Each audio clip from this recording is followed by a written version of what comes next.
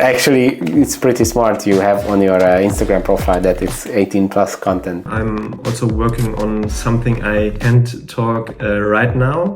It's more difficult, I would imagine, on those videos when there is like confrontation or the person who gives the interview is in a bad situation or gives some silly answer. If I'm doing my job really, really good and if my videos are getting 100 times better than they are right now and I just really get on the spot where I can getting the spark out of the people and the interest in the topic, I would say Germany is really associated with Riesling. How does this stereotype, is it helping the German wine industry or is it like a bad factor for it? I think that's in general a problem in the wine world, that it's so complex and everywhere on the world they sell and drink different wines. I'm dedicated to a specific niche target group. Who is the king of this organic, very straightforward videos is...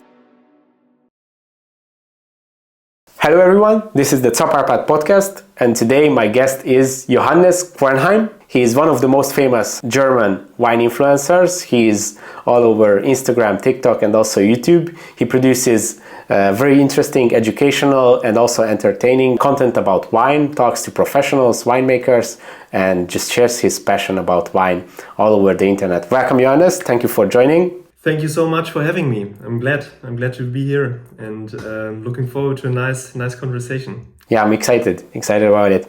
So how did you start in the world of wine? What was the beginning of your career? I came into wine not from a professional background, but from a personal, emotional, enjoying background. So I always liked to enjoy nice things, nice food, nice drinks. And I had a nice little wine shop in my hometown. And there was a shop which was run by a 80-plus-year-old woman who dedicated her whole life for wine, and I just loved the vibe there. She was so nice, and I went there again and again and again and bought some wines and made my first wine tastings with my friends. And she actually was the first person who explained everything to me. So I went to the store. I said, okay, today I would like to try something like this or that.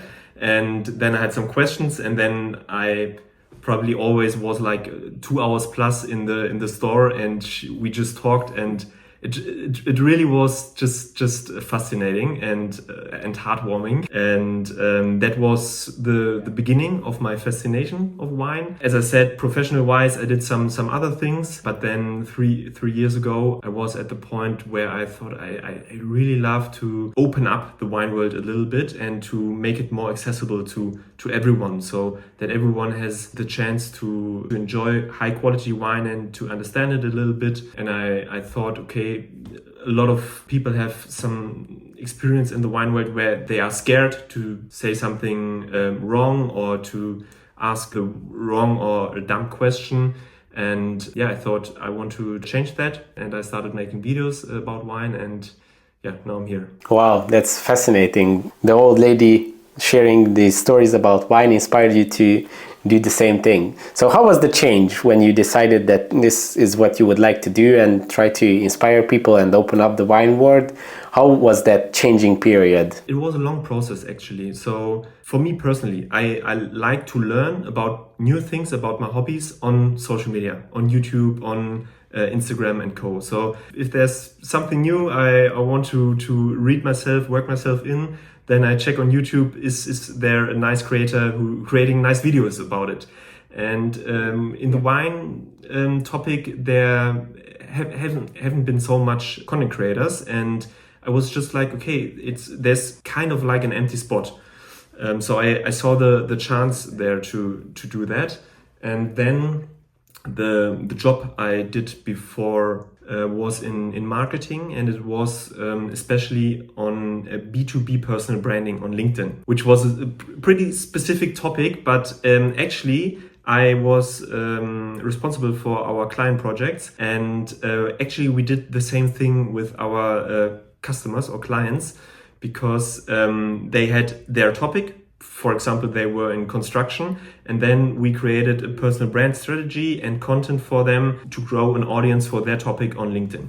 So from that angle, from that perspective, I got the know-how how to build up a personal brand for a topic.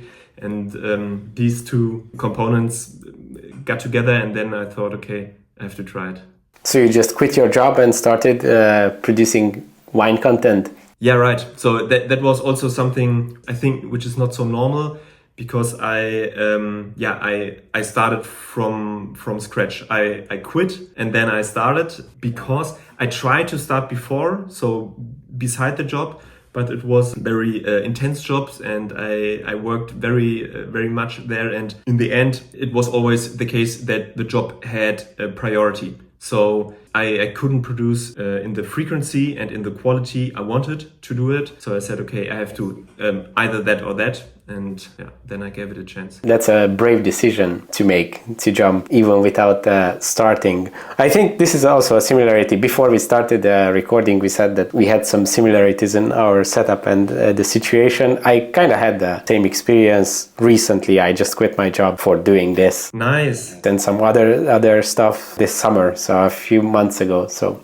similar situation again. Best decision. So if you like doing that, and it's just the best job. Of course, realizing your own ideas, not someone else's project, that's always the best scenario to have. Yeah. When you started doing it, what were the first steps? Because obviously you quit your job on the spot. I'm sure that there was some pressure to build up something faster. And what was your plan of your business plan? It was a lot of pressure. So maybe it's side information. I saved an amount of money from the years before working, where I knew, okay, I have 1 year without having an income where I can just finance my living standard with my savings. So as I said, okay, I give myself 1 year. If it works out, so at the end of the year, if I make money with it, perfect, then I'm going to continue it. And if not, I just have to see what I do then. I see, yeah. So I had this specific time slot, and I started actually not with a big strategy, but just I had a feeling. I had some or a lot of ideas about content, what I could do, and I just started. I started actually on TikTok first, at least with a priority on TikTok, because I thought that would be the platform where you can grow organically. So because Instagram and YouTube is harder, I would say, because it's more saturated as a platform with a lot of good creators who are there already. And I did videos from a hobby wine drinker perspective. I made some funny formats where I went on the streets and said, okay, I have one more expensive bottle of wine and one discounter bottle of wine, a cheap one. And then I went to people, gave them 2 glasses and said, okay, what do you think is the expensive one? What is the cheap one? And which one do you like better? And this was like these kind of formats. They worked out pretty well in the beginning, and especially on TikTok. And then I got some reach pretty fast. I got invited to tastings, to wineries. Oh, wow. And my perspective on wine changed, because suddenly I was part of the wine business, of the wine world. And also my content changed then a little bit, or pretty much actually. That also was the point when I started to grow on Instagram way faster than on TikTok. And today, or since then, Instagram is for me the number one platform, and TikTok and YouTube is just side projects. I see. Wow, that's an interesting strategy and interesting beginnings. I was always wondering about these videos. First of all, it's a very good idea and interesting to have these experiments with the expensive and the cheap bottle. But for these videos, these interview videos, people on the street, what is the process? After the video, do you talk to them if they agree to be published, or is there a contract, or just if they let you record them, their reaction, then it's all right? So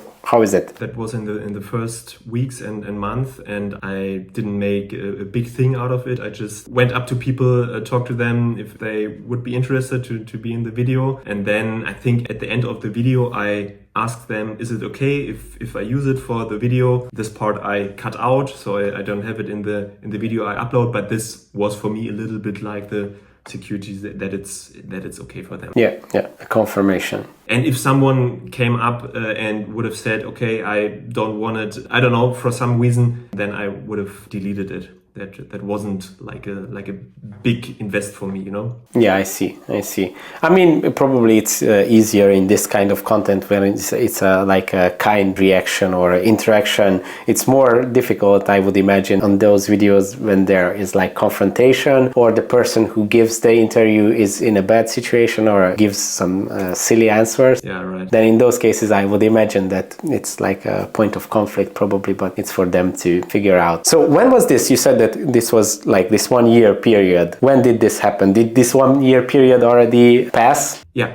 So I started roughly 3 years ago. So at the beginning of 2022. Okay. So in March or something, I started. Yeah. So now I'm in almost 3 years. And also after half a year or three quarters of the first year, I had my first corporation. From that point on, I could pay my bills with this project and with my partners and corporations. Wow, that's a great success. Can you tell us the behind the scenes of being a wine influencer? What are these, obviously without numbers, but just the structure of these partnerships? Whom are you partnering with? What are the agreements? Like, what type of content? Do they publish it, or do you publish it on your pages, or what is the setup? Because this is a fascinating word, and I think there are so many different ways to do it. 100%, yeah. So I'm curious, how do you do it? So in the past, it also changed. So in the beginning, I worked a lot with a bigger wine online shop where I said, okay, I'm looking at your wine selection and I'm selecting a topic and some wines, and then I have a wine package, which is then like my wine package, and I make videos about it, and we sell these packages, and there is a basic fee for producing these videos, and there's like an affiliate commission. Yeah, like an affiliate percentage which I get, or a cut on every sold wine package. This was nice because also had a value for my community, because I made tasting videos for it. Yeah. I always preach that if you want to learn about wine, you have to learn a bit of the theory, but you also have to taste. But really dedicated tasting, where you think about what you taste, where you compare wines, and this way you educate your palate and just your knowledge about wine. Yeah. So I created wine packages in this style. So compare like German white wines and everything. I see. Yes, and in the past, or in this year especially, I made a lot of trips. I visited a lot of wine regions or wineries. That's just developed that way because this year a lot of wine regions came up to me, or wine organizations, who said, okay, you have a community in the German-speaking market. We would like to promote our region a little bit more. We would invite you, and we are planning a program for you. So you're visiting some winemakers and some nice restaurants and hotels, and you're just documenting your journey there, and that's the cooperation. So that's actually, it takes a lot of time and energy. Yeah. So it's a different kind of trip that than you would do in private, of course, but in the end it's like the dream for a wine enthusiast to be able to getting paid to go there to speak to the most interesting winemakers and just have a lot of these extremely nice and also sometimes rare experiences. Of course. Wow, that's really interesting. I have so many questions. So going back to the beginning when you explained these packages, I think that was a really great idea. And as you said, providing value for the community, selecting wines, this is always an important thing, and people are interested about finding those good value wines as well. So you said that this was like this two-sided contract, having one specific fee for producing the video and the commission part. I think that's pretty smart, because even without counting the sales, it's pretty much also up to them to have a professional website and have the wine selection for the sales, but you already worked on the video. For the video general fee, how do you determine the price there? Your average views or the follower count, or what is the measuring? How do you decide? Or you just come up with a number, or where do you research this? It was difficult for me in the beginning because you don't really have a feeling what your community or your reach is worth. Then I Googled, okay, there are these KPIs, and then there is a lower end, and there is a higher end, and I look more on the higher end because I'm dedicated to a specific niche target group, of course, which is different thing than if you just do entertaining videos without a real target audience. Exactly. Without a specific target audience. I think that was in the beginning the way I came up with the price, and then I created some numbers where I saw, okay, with one video you can create, with a good video you can create that much on revenue. So then you maybe had an even better base where you can create your prices on. Yeah, that's interesting. And I do agree that having this specific niche community, the wine industry, is obviously also already valuable because it's so targeted. But even the community who are the wine consumers, I think it also increases the value of it, because from the beginning, wine consumers are adults. For other entertainment, as you said, content on the internet, most of the viewers are children, so that decreases the value. But in the wine industry, we only have adults. I mean, hopefully, most of the followers are adults. Yeah. Actually, it's pretty smart. You have on your Instagram profile that it's 18 plus content. Yeah, I think that's also important, because there are going to, I mean, the platforms, I think they aren't big fans of content in general about alcohol and drugs, of course. And with wine right now, it's okay, it's fine. Nobody says something against it, but I think there could come some restrictions or something like that. And it's just in general important that better to be careful. Yeah, you don't motivate people to just drink, but to learn about the quality and to have a nice conscious glass of wine instead of having 20 beers or something. Of course. And that way I think it works pretty good. Yeah, but I think it's pretty safe, because I would imagine for kids it's not so motivating. They don't really get into the mood of drinking from like an educational video talking about Riesling, for example, or comparing different wineries. It's not like a party thing to do. So I think it's quite safe. Yeah, what I was saying, that these are adults, and also another factor that makes this community quite valuable is that wine is a luxury product, so it's not a necessity. So people who are interested in wine, especially learning about it and finding the more interesting wines, I think this is more higher end customer base. So for brands to target this target audience, I think you have the good decision to go to the higher prices. I actually think it oftentimes thought about it, of working with other partners than wine-related partners, because as you say, of course, wine-related companies have the highest interest in working with you and your community, but it's a quite valuable community also for other lifestyle products. Yeah. And this is something I'm still thinking about. If I want long-term, if I want to work with wine-related products, because then the downside is always your community has they trust you, and they count on what you say, and then you always have to be very careful for which products you advertise and you get paid, because this could damage your trust in your wine knowledge or in your trustworthiness. I see. And if you work with other brands or with other non-wine related products, you can just do your wine content like you want to do it, and you get your money from somewhere else, which is also interesting, of course. But for me right now it works quite good, because I don't get these kind of contracts where the partner says, the company says, okay, you have to say this and this and this and leave out that and everything. Yeah. Actually, for my partnerships, we don't even have a contract, which is not very professional, but it just works. And we say, okay, so I call with them.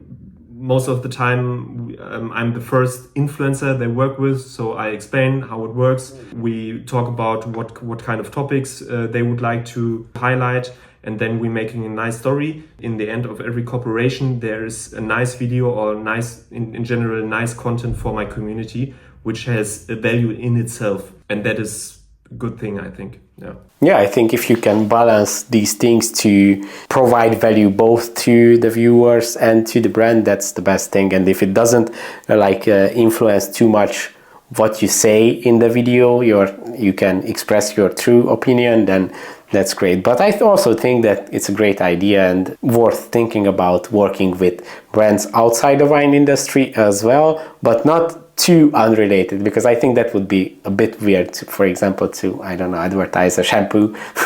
Yeah. Or maybe for you, you have very nice hair, so maybe actually this is not a good example, but... Nah, I don't know. Thank you, but I don't know, yeah. But yeah, some products that are kind of related, I mean, maybe some other luxury products or something, that would work if it's integrated into the content in a way. If it's not just an ad, but in some way you talk about some wine or some educational videos, and just a side note integrating another product, that could also work. What I already did in the past was working with restaurants and hotels. Oh yeah. Normally they have wine focus if they come up to me, but that's the two kinds of businesses I made cooperations with. I see. And you also mentioned these organizations, the wine regions. I'm really curious about that. How does that work? So these are like these governmental organizations, or what type of organizations are these? Like NGOs who support the wine region, or what are these exact groups that you collaborate with? It's really different in every region. So some regions have like a general organization which organizes the marketing for the region, and every winemaker pays a fee to that organization, so they do it. I see. In other cases, these are private companies, so they actually more work like an agency, but only in this region. This also happened. Now, quite recently, I was in Austria, and there it was the organization for, in general, Austrian tourism, and where everything counts in. So, culinary and wine and hotels and everything. Yeah, so it depends. That's interesting. And are they reaching out to you, or are you also on the lookout for these organizations that you would like to work with? Until this day, I've been lucky enough that I always had a nice selection, or actually also I could choose from a nice selection of partners who wanted to work with me, or just in general have interest. Yeah, that's how it worked until today. I did, I think, 1 or 2 cooperations with partners where I reached out. Okay. But in my experience, it's way harder to do it this way, because if you reach out to a person, you don't know if there's in general interest, if there's budget at the moment, if the timing is right and everything. Yeah. And you are in the situation or in the position where you have to sell your product. And of course, it's just way easier if people come up to you, and you just explain what you do and what the price range is, and then you both work out a cooperation. I see. Yeah, that makes sense, and it's probably a lot easier to just have the offer and they can decide.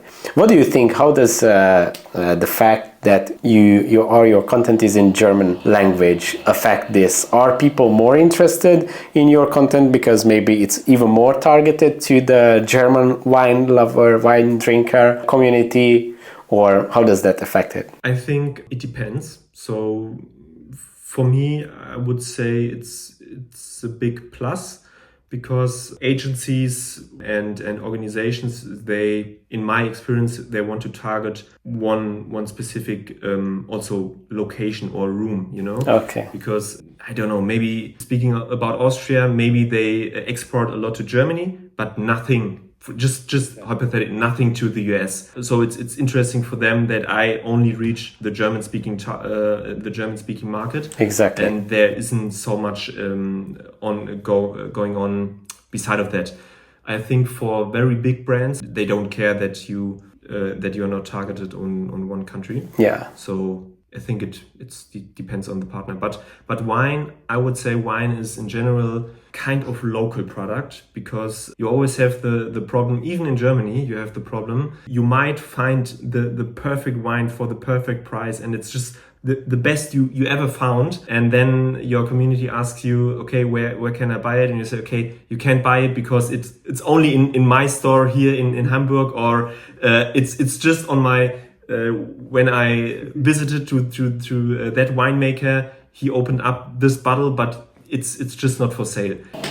Yeah. I think that's in general a problem in the wine world, that it's so complex, and everywhere on the world they sell and drink different wines. Yeah, exactly. And I think what makes it even harder is that there are obviously lots of wines that are kind of available everywhere, but those are usually not the ones that are too interesting to talk about. The most interesting ones are those ones that you tasted at the winery and it's actually not for sale, but those are the ones which are worth a story, worth talking about, but then people can't buy it, so that's difficult. And also wine tourism is also a huge part, which is obviously pretty local, and it totally understandable for companies to not really be excited about paying for a huge audience where maybe a large part is, as you said, from the US, and very small percentage is going to visit that Austrian wine region. Yeah, right.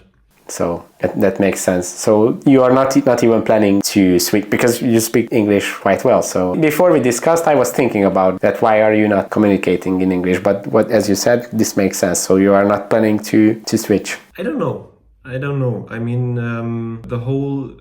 for me, I'm doing this for 3 years, and it just changes like every few months. It's just like I have a different point of view on some topics, on my content, on what I want to produce and who I want to target. And I wouldn't say that I never want to do it. Yeah, for right now, I'm happy with the German speaking market, and I also think right now I'm reaching on Instagram like 70,000 followers. Yeah, and this is still very niche. So my vision, my motivation is really to motivate a lot more people, because we have millions of wine drinkers, millions of people in Germany, and in the German-speaking market even more. Yeah.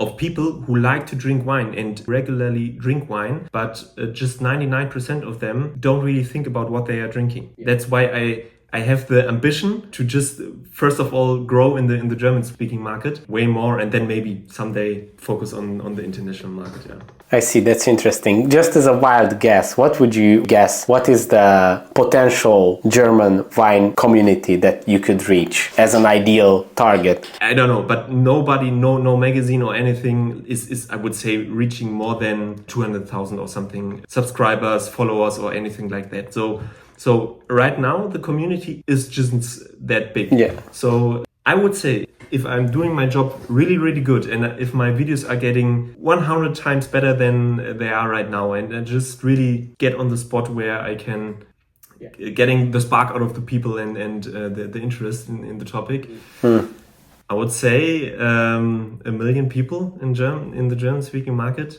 I don't know. It feels wrong to say that, but I think it's motivating to have these ideas and targets to chase for and to do better. But actually, if 200,000 is around the max, then you are pretty close to the top communicators with 70,000, and it's growing quite fast. So that's pretty exciting. Congratulations for what you have done in these 3 years, and it's just the beginning, as I can see. It's just the beginning, definitely, yeah. But it's also it's of course it's hard to compare a subscriber to a wine magazine to a follower on social media. That's of course the comparison is not quite fair, but yeah, it's just right now the fine wine drinker market is quite small, I would say.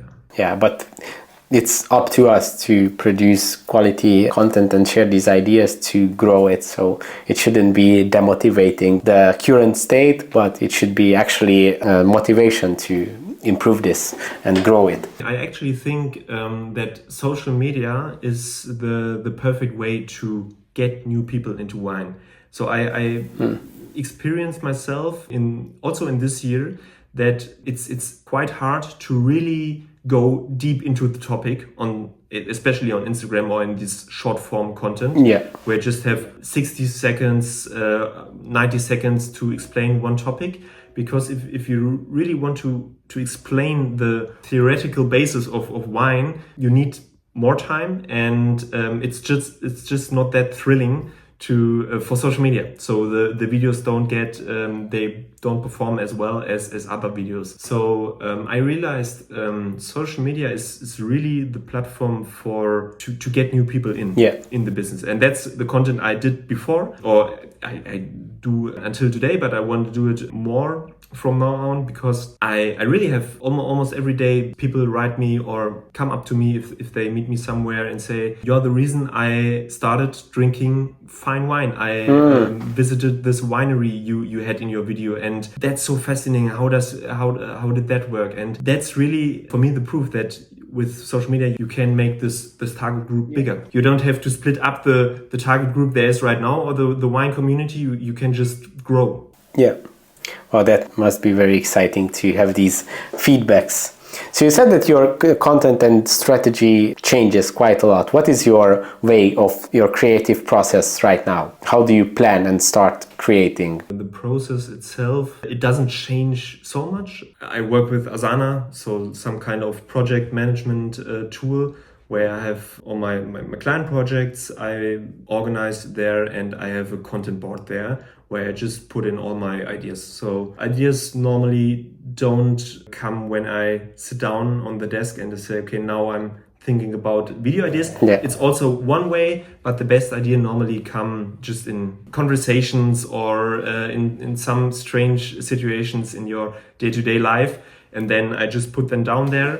And at some point I sit down and script, or not really script, but note down for every video the content, the content I want to speak about. Yeah. Just to give myself a red line for the video, so the video doesn't get too long or anything. Of course. Sometimes I do some research on some facts or something, and then I normally binge produce them. So I have one content day, and then I produce like 20 videos or something like that, and then I edited them and everything. I also work quite regularly with a videographer. Then I'm meeting up with him. Here in Hamburg I have a nice location right now. It's called the Wine Bank, where I can film, which is perfect. Then I have this professional wine location where I can produce my videos. Yeah. And we meet up, and then he's also doing the editing for me. But it depends. Some videos I do myself, some videos we produce together. Me personally, I love the quality. I like to produce high quality, high professional videos. I can tell. But my feeling right now actually is that on social media, especially the short form content, YouTube is different, but the short form content, sometimes the high quality content even performs worse than the more authentical. Exactly. Just handy camera content where you see, okay, it's not planned out from the beginning to the end. Yeah, that's a really interesting point. I actually I think we talked about this on a previous episode, that this phenomenon is really, you can really see it, and I don't really understand why, because it's not the same on other platforms. So as you said, on YouTube, high quality, well produced content is usually performing, but on Instagram people have this feeling they want to like feel the reality, and less produced videos have these higher reach. I actually think on your page one of the viral videos that you had with millions of views was a more, I'm not saying that wasn't well produced, but it wasn't in the studio. I think it was like a cellar video. Yeah.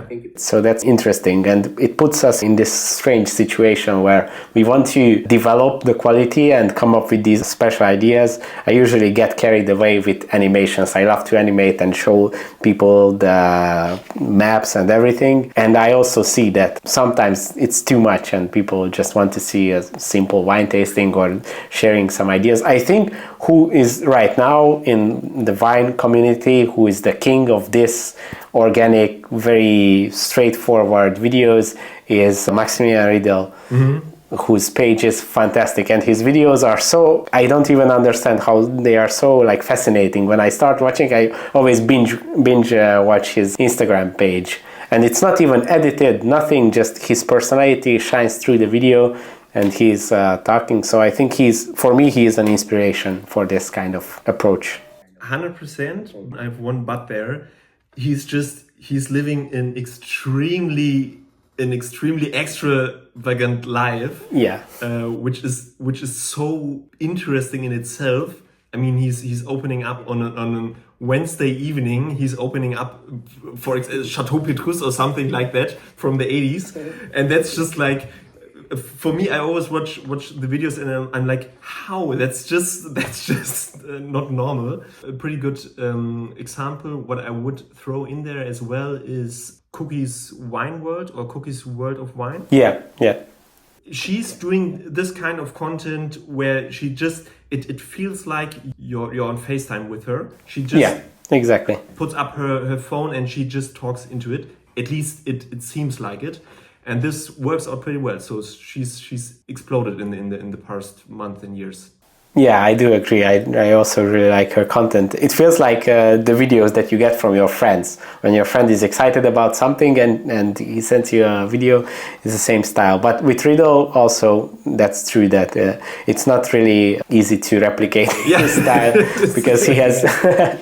he has like the perfect setup for it, but to be honest, I think that his way of presenting it is also very important, because I'm not sure if I would have here the Petrus from 1983, I would be able, at least in the moment. I'm trying to evolve every day, but his way of presenting and all the context that he can bring into these videos is also really fascinating. So that's absolutely great inspiration. You said that you focus mainly right now on Instagram. What do you think about YouTube? Because on your YouTube channel, I saw that you have quite a few very well produced and interesting video concepts. Why do you think that right now Instagram is your main platform that you should focus on? Me personally, I'm like a YouTube child. I like the YouTube content in general the most. I like the content behind it, the watch on demand. So I decide what I want to watch. It's not the scrollable feed where I just get videos or something in there, but I decide, okay, I want to watch this video, now I want to inform myself, now I want to have entertainment. And I really like the platform, and I would love to produce more on that platform, on YouTube. It's really a matter of time for me. This year I'm constantly in the situation where I have many projects at the same time. I'm also working on something I can't talk right now about it. Exciting. It's going to be it's in the wine business, but it's something else, and that needs a lot of time and work, and also the corporations, the way I do them, they are pretty, as I said, time intense. You have I mean, you talk to 10 potential customers, then you work with 2 of them or something. So you speak to everyone, you maybe write an offer to 5, and then in the end you work with 2, and then you plan out the trip, you're planning the winemakers you're going to see and everything. Then you have the trip. Then after that you are in the time you're there. You can't do anything else because it's from morning until the evening. You're just there filming and producing. Then you come home, have a lot of mails and other stuff which came up in the time.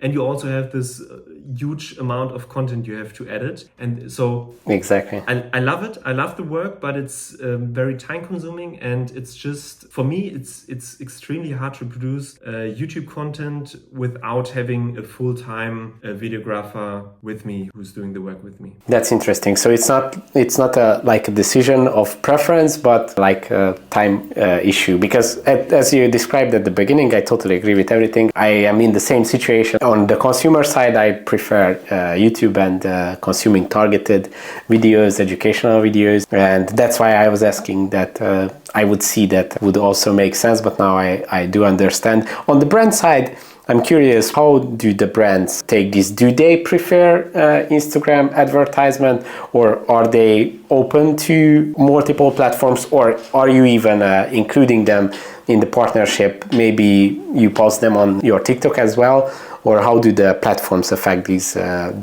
deals? So I have to say, I really don't know. It rarely comes up. Normally, these customers, they know me from Instagram, and then they don't even ask themselves if there are other platforms or anything like that. On TikTok, I normally don't do corporations. This came up 1 or 2 times, but the TikTok guidelines are a little bit more restrictive in terms of alcohol. So Oh, really? in terms how you read it, but I think if you have bad luck, you produce the corporation, you upload it, you have a contract, and then the platform takes it down because you advertise alcohol. I see. So that's why I normally leave it just out. Exactly. That's interesting. And I also noticed that the Instagram algorithm is quite strict. We had problems with subrage videos, that it's too dangerous, and the TikTok algorithm flags it as a dangerous activity. But on Instagram, everything goes, even outside the wine industry, things that are quite extreme. Yeah. You can see some extreme videos on Instagram, and it's not restrictive at all. So the subrage videos are all welcome on Instagram. Yeah, interesting. Okay. So that's another side, but that's interesting, as you said, that alcohol promotion is a different thing. I didn't even think about this, that, okay, wine content, like as an education, is a different thing than promoting an alcohol product. So I also wanted to talk to you about German wine industry. You being a German, you have the inside look. How do you see the state of the German wine industry right now, both on the producer side and the consumers as well? That's a wide question. So the German wines are developing since 40 years. There's just one way in quality wise, and that is up. Okay. Of course, in Germany, the mass market, the main market, is still on the very low price end. Okay. So the discounters and the cheap supermarket wines, they are what gets sold the most. But the quality market is increasing, and also the perception, how people think, how Germans think about German wine changes. Yep. Because we still have the problem that there are people who say, okay, German wine is not good. If you know about wine, you only drink French wine or Italian wine or Spanish wine or something. But that changes. That changes a lot for good reason, I would say. I think as a consumer, I really like German wines. I love Riesling in general, but I also think that we still have pretty good price value here. Yeah. For very, very good qualities where you would pay in some regions in France. It's always hard to compare, but where you probably would pay a lot more for the same quality. Yeah, exactly. I do see that. You mentioned Riesling. What do you think this, Germany is really associated with Riesling? How does this stereotype, is it helping the German wine industry, or is it like a bad factor for it that it's so associated with Riesling? Probably both. Next year, our wine law changes. Oh, really? From the Oechsle degree, from the ripeness of the grape to the classification of the locations of the vineyards. Yeah. So we then have like the French system everywhere. So you have in German it's Gutswein, then you have an Ortswein, so village wine, Lagenwein, specific plot, and then you have the Großkrüß, the große Gewächse, which I think is important for the quality because it's just much more representative for the quality than the ripeness of the grape, which we had. Exactly. And then I think there also the way people look at German wine will change a little bit. So maybe you concentrate more on what does an Rheingau Riesling taste like in terms or in comparison to a Mosel Riesling. And yeah, I think that's the development we are having right now, because right now it's for most of the people it's just Riesling. And that's not so good, I would say. I don't really have a clear answer on that question. If I think in 20 years from now on, I think a lot of producers might think, okay, maybe we would like to have something else other than Riesling we are famous for. But I'm gonna say, of course, Silvaner is quite niche, but it's also pretty good from Germany. And also the Spätburgunder, the Pinot Noir, is developing very, very nice. So I would say this will come up on the international map in the next years more and more. so German Spätburgunder. Yeah, I can already see it more and more promoted and available all around the world. Well, this is really interesting what you said about the changing on the German wine law. I didn't know that, and I think that it makes sense pretty much even for the international consumer base. I think this would help people understand it better, because right now the German classification for international audiences and wine lovers, it's pretty hard to understand, not just language wise trying to understand and memorize the names, but the whole classification system is quite difficult. Could you explain to our audience right now what is the current classification of the ripeness? From, I would say, back in the days, a high quality factor was that you had actually ripe grapes. Yeah. And because it was colder, and in a lot of regions, in a bad vintage, the grape just wasn't as ripe as it should be, as it could be. And I think that was probably one reason for the German wine law, where you say, okay, you have grapes who are picked earlier with less sugar in it, and that's the lowest quality level. Yeah. So that's Cabernet. Then you have more ripe grapes with more sugar in it. That's a Spätlese. And then you have an Auslese and a Beerenauslese. These types of wines are in general, then they are sweet because they have so much sugar. They are harvested so late that you can produce great sweet wines from it. Yeah, but right now it's just not the case anymore. Good winemakers, they don't really care if it's a Cabernet or if it's a Spätlese. They just think, for example, we have great Cabernet wines, which are the lower quality from Grand Cru plots. Which are, it's just a matter of the vintage, of the decision of the winemaker when he want to harvest it, and you won't give a shit about if it's then a Cabernet or a Spätlese or something like that. Yeah. Of course. Yeah, that's really interesting, and makes sense that they are going to change it, because it's not the quality standard anymore. What did change? I mean, probably technology-wise, we can produce, not really dependent on the vintage. We can always reach the maturity of the grapes. Probably green harvesting and all the technologies in viticulture and winemaking can eliminate this risk of not having ripe grapes. Yeah, right. How important is wine tourism in Germany? Which wine regions are visited the most, and are the German winemakers focusing on this segment? I would say way too less. I don't know if you could say so, but from my perspective, it's just not that kind of a big thing in Germany. So it always depends on what you compare it with. I was in the beginning of the year, I was in South Africa, and there you have a lot of wineries who have big estates, they are built for tourism, for people who come there, who have tasting, who have food and everything, and an experience in the vineyard. And I think that's a big part of their business over there, and that's in Germany not the case at all. Normally the winemakers just concentrate on their wines, on producing high quality wines. Yeah, I would say there is wine tourism, and you can have great times in a lot of German wine regions, but there's a lot of potential what is not used right now. I see. So, as I understand, there is lack of infrastructure that would be required for more developed wine tourism. Because in my mind, Germany is such a beautiful place. Most of the wine regions where there is scenery, and so the Mosel, for example, such interesting places. And I would imagine that it would have great potential. Like in Europe, it is in a great location, accessible. People could visit it, and there is, I would say that there is great potential. Oftentimes I hear that, because, for example, thinking about right now on the Kaiserstuhl in Baden, it's so beautiful. You look on Alsace, you are in your own hills. There are these wine terraces, and it's just so beautiful. You can make nice trips with bike, by foot, and also great wine produced, but people there just say, okay, there aren't enough good hotels and good restaurants for the audience who's interested in high quality wines. So I think that's a development which is beginning right now, or began a few years ago, but I think this will develop in the future. I see. Well, your impact is going to help, I'm sure about that. Hopefully, yeah. If you share these places and locations and draw more attention to it, then probably this can grow some more, because I think it deserves some more attention. Yeah, definitely.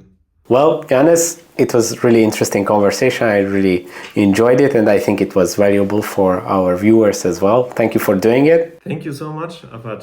It was a nice conversation. Very interesting. Where can our followers find you? So, yeah, as I said, mainly on Instagram, it's called Johannes trinkt Wein, which is German for Johannes drinks wine. And yeah, on TikTok and on YouTube as well. Just drop by and look what I do there. Exactly. I would suggest checking out your YouTube channel as well, and let's wait for the time when you have more time to produce more. Yes.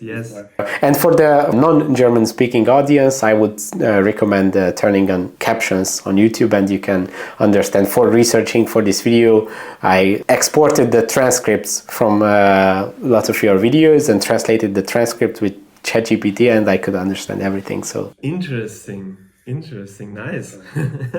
For research purposes, if you want, you can understand anything. On Instagram, there is no good way to translate, or actually maybe they started launching captions. They do, yeah. I don't know how to turn it on. I think I'm not sure if there is like a button to turn it on, but sometimes I see on videos there are captions. So yeah, maybe the language barrier won't even exist in a few months or years. Thank you for doing this, and excited to see more your videos. Yeah, thank you so much for having me, and also good luck and success with your own project right now. I mean, thank you. It's already big, but I'm looking forward on what you're doing in the next month and years. Thank you. I'm excited. Maybe we could collaborate on some project as well. Yeah. Let's talk more. Thank you everybody for joining. Thank you for watching. Check out Johannes's pages and see you in the next episode. See you. Thank you so much.